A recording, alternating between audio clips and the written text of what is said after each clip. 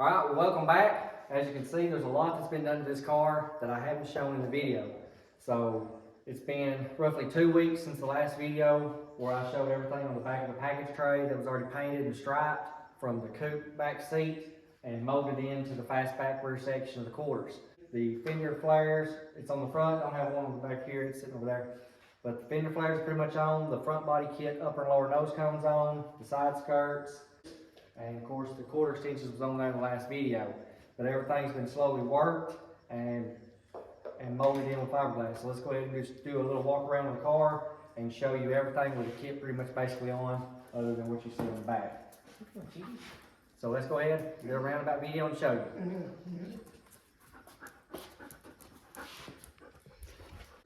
So there you see there's the upper and lower nose cone.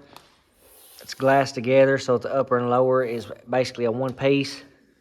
And it's fiberglass to, it's screwed, bolting fiberglass to the front of the fenders. Right through here. This right here, of course, this will go all the way down into this. So you got to cut it so that it lines up with your bumper fascia there.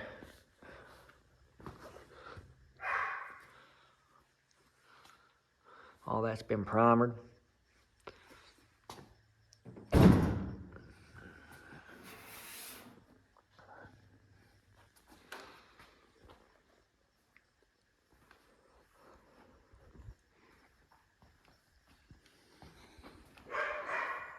Of course, the exhaust tips ain't gonna be back here. They're gonna be ran out the side. But they still gotta be blocked a little bit more. But there's your upper cone of your scoop and your lower one.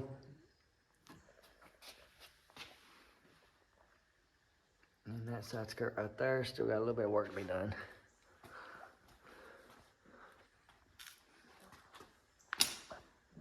And the same with this one here, being cut right here rather than going all the way down.